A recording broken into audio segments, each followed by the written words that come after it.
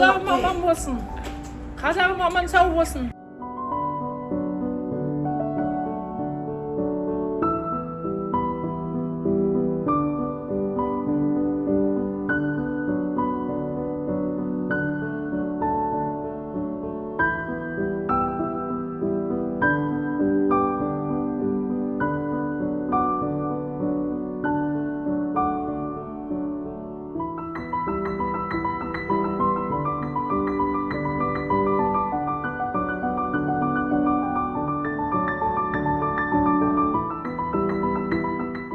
Гүлсара Томирис горida істейді, дәрігер, ораза айы болса да адамдарға көп көмегі тиіп, адамдарға көп көмектесіп жатыр.